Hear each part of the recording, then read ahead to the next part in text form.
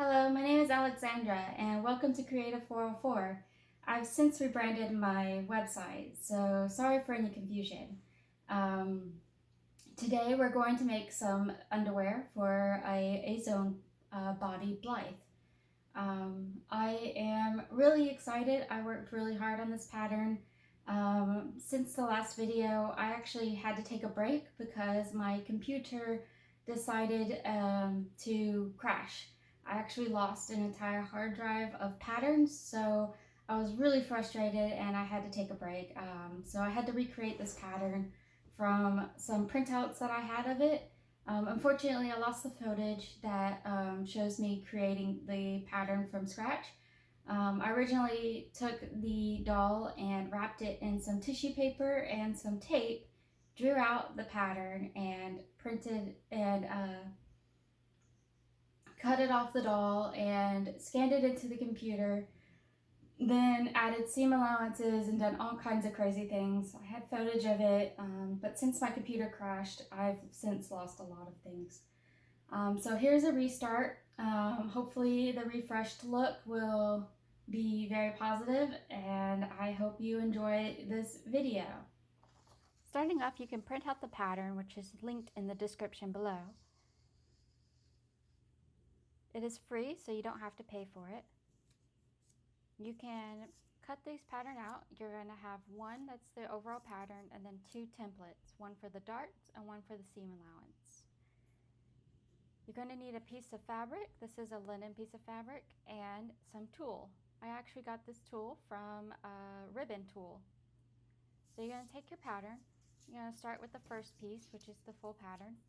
You're going to trace along the edges using some disappearing ink.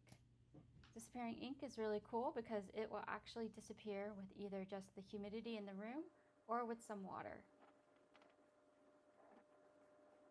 So carefully trace your pattern onto your fabric. I chose this golden yellow fabric just so that you can see it. I usually use white, but I thought it would be easier to see if I used like a golden color. I'm tracing out the darts and the seam allowance, making sure that all these patterns line up nicely and doing that right. So this is actually going to be on the right side of the fabric. Since this is a two-sided solid color, there is no right and wrong side technically. But you want to, if you're using a pattern, you want to be able to do the right side. You also want to put some paper behind your fabric just for stability. I can't say that word. And sew along the leg part.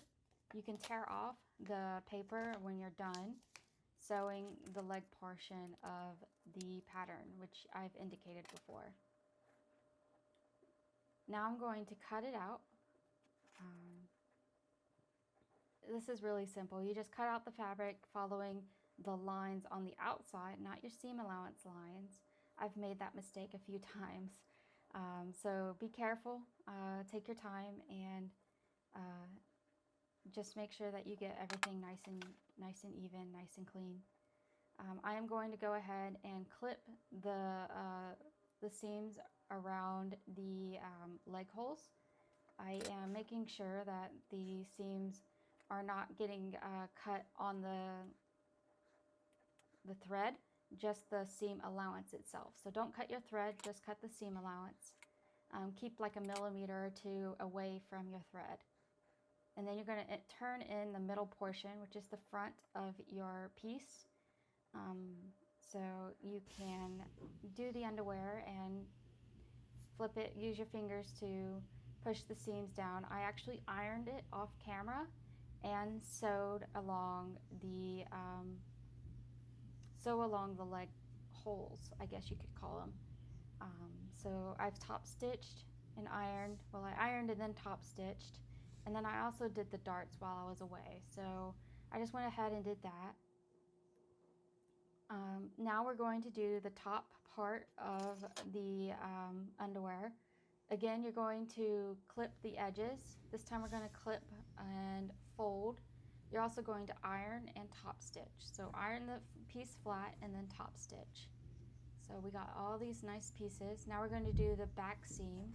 This is where the butt is.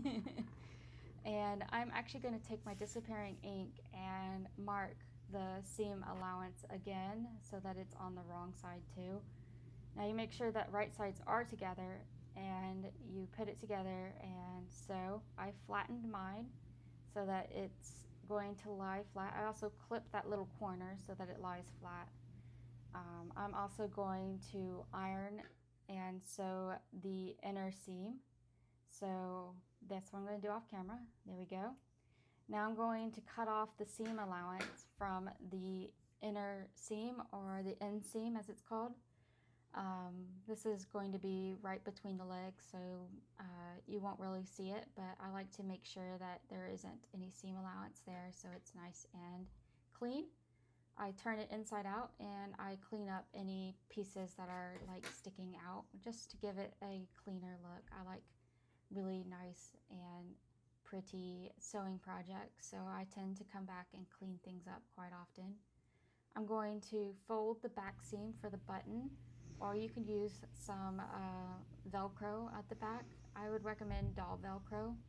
In this case, I took out some small they're like 4 to 5 millimeters metal buttons. You can find these. They're also called 4-0s. You can find these at any regular craft store or sewing supply store. They're the smallest ones available. You could also use doll findings, doll Velcro. I wouldn't recommend regular Velcro because it can be too thick. And I put it on the doll. I mean, it's really simple. Um, it's not too hard. It does take some time, especially when it comes to turning in those seams, especially around the leg holes and the top seam. I mean, those are the hardest part, but I mean, it's relatively simple, and at the end you end up with a nice little doll piece of underwear. I'm not particularly a fan of how much this sticks out, so I think next time I'd use more like doll snaps. I have ones that are like 2 millimeters in diameter, and I have some little doll Velcro like I used for the bra. Coming up, we're going to show you the end.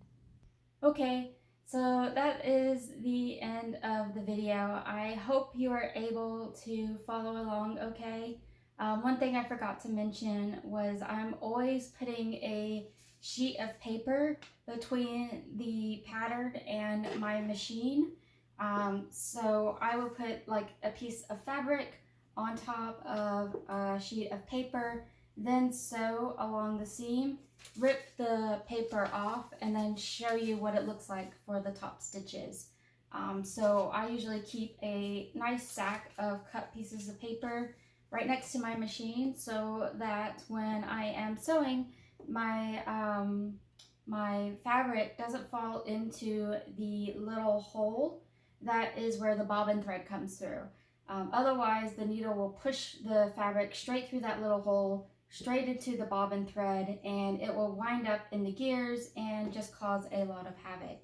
So use a piece of paper when you sew. It's going to save you a ton of hassle, and I hope you really enjoyed this video. I hope you were able to follow along easy enough. The pattern is free. I like to keep my patterns free for those who have a doll that they want to use. I'm not sure if this particular pattern will work with all dolls. This one is a Blythe that I bought off of Amazon, so good luck with it. If you like this video, please give me a like. Add a comment. I do read the comments. I am back, so I do try to be engaged with everyone who enjoys this hobby. It's not a big hobby, so yeah. Thank you so much for watching. Bye-bye now.